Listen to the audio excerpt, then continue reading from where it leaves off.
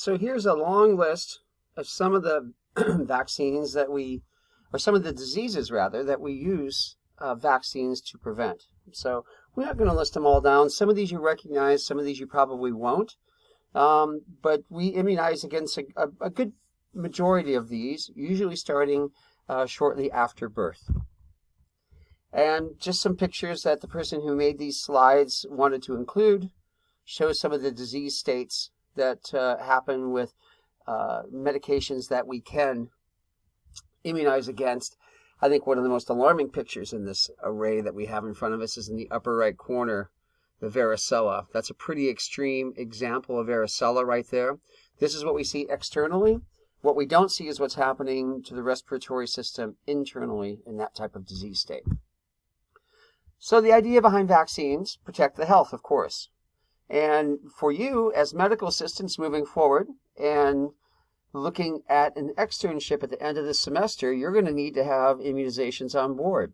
So here's a good list of some of the things they'll be looking at when they see if when they're looking at your paperwork, rather, to see if you're qualified for that externship.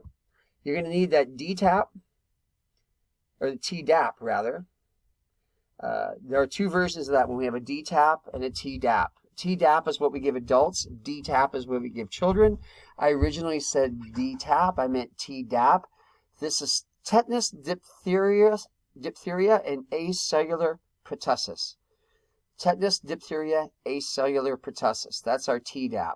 This is what we commonly call the tetanus shot, and we should get one of these about every 5 years or so, 5 to 10 years, or every time you have a severe puncture wound. Influenza, of course, the flu shot, they're going to recommend you have that on board. Hep A and Hep B, of course. Varicella, which is the chicken pox, that happens to be a subq route, and MMR. So these are the immunizations that the facilities will be looking at to make sure that you have before you enter to do your externship. So when we talk about vaccine safety, we want to emphasize that vaccines are held to the highest standard of safety. Currently, the United States is the safest, most effective vaccine supply in history, although there are other countries, and especially European countries, predominantly Germany, which has a very, very strong vaccine supply as well. So the United States having the most effective supply in history, I can't say that that's true fact. The person who made the slides has made that statement. We definitely have a very, very good one. Let's put it that way. Typically, and we're seeing, if you're following the news right now, you'll see that there's a variation on this. But typically, years of testing are required by law before a vaccine can be licensed. Now, this can be influenced by many things. If you look at the COVID era right now, there's a lot of rush to get a vaccine because people are seeing that vaccines have multi-purposes. It's used as a political tool, as a social and economic tool. The idea is if we get a COVID vaccine out there right away, it's going to resolve everything. But let's back up one step here. The statement right before this, years of testing are required by law before a vaccine can be licensed. And that means years of study to make sure it's safe. Never before in the history of vaccines has something been rushed to the market as quickly as they're trying to push the COVID vaccine. I'm not going to go political or anything like that on you or even give my ideas or notions. I would only say this, that a vaccine that gets rushed to market may not be the safest for all individuals involved. So I'm kind of, in my own personal life, I'm not advising you, but I'll have a little air of caution when it comes to discussing a rushed vaccine for COVID. I don't necessarily believe that a vaccine getting to the market is going to make things change automatically. We have to be patient with this process. Vaccines cannot be made overnight, as we're seeing right now. And if you're following the news, you're aware of that. Once they're in use, this is true. Vaccines are continually monitored for safety and effectiveness. And if you want to watch how that process works, pay attention over the next year or two as the COVID vaccines roll out, and let's see how those safety issues go. And, vaccines do have side effects. One of the reasons we don't go charging into releasing vaccines quickly is exactly that. There may be side effects, and sometimes it could be delayed side effects. We already know that within vaccines we have controversy about side effects, and we also know that some are real side effects. Others are not so attributable directly to the vaccine. Long story short, there's no way that you can do rush testing on a vaccine especially for a disease that's not even a year old, and be able to ensure absolute safety. So there's always some risk involved with vaccines. With brand new vaccines that have not gone through the proper testing, there's an increased risk. So it's something we want to be aware of. It's not a pro or con vaccine. I personally believe in vaccines. It's a political hot button. I think they are absolutely necessary. If you're working in healthcare, you may not agree with them, but you're going to have to be able to administer them and receive them in order to work in that type of environment. Of course, with safety comes our vaccine information statements. So once again, getting back to that CDC document, the VIS or the VIS, that we want to make sure we give out each time we administer a vaccine. As I had said in the last lecture, that where I worked, they only wanted us to give out one copy when we initially started the series. But if you want to stay within the FDA regulations, you have to give them each time, even though this may be the 4th time they've had a flu shot and they've never had a reaction. You still want to give them the VIS. And our information statements, so we're talking about charting here. So, and when you chart, you're going to be charting the VIS publication date and the date received. The reason for that is these are updated on a yearly basis. And if you are documenting the date it was published, then you are also looking at the date it was published. And that means you are documenting that you're giving current information. And that's pretty important.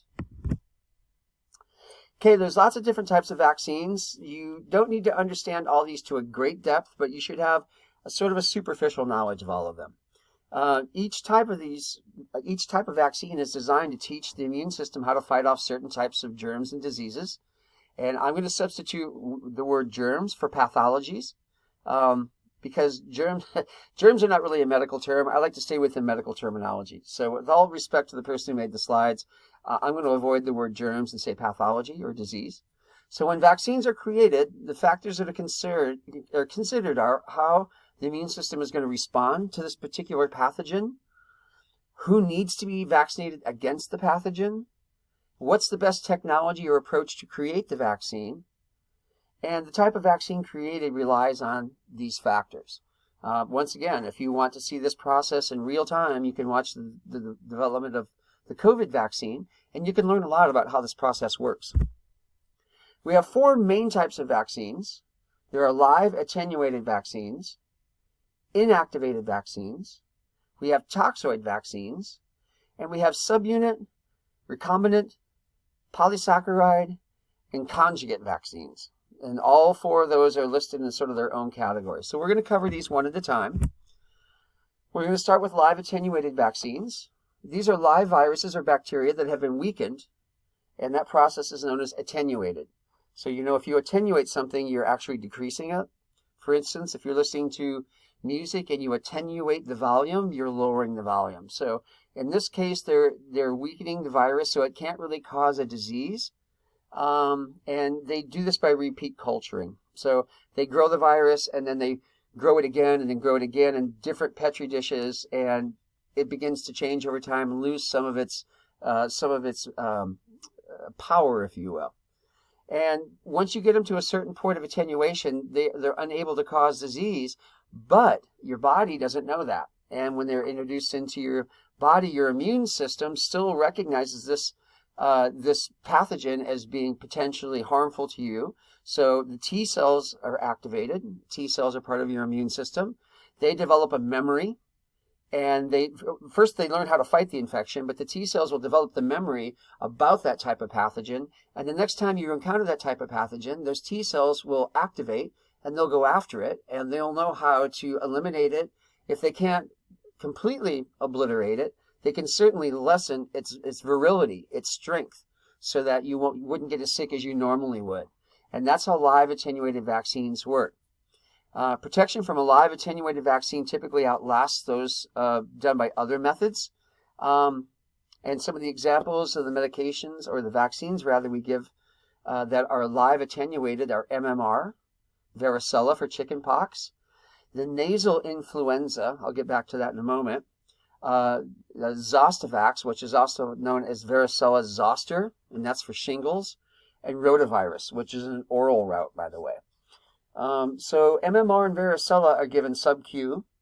The nasal influenza is something, there's a bit of controversy around that one because it is a live vaccine that's being inhaled, it's often thought of by parents being a better route. And there's been some controversy about it over the years, not to mention some manufacturing delays. So the nasal form of the influenza vaccine is not always available. Sometimes it's not available for an entire flu season. I have seen that a few times in my career.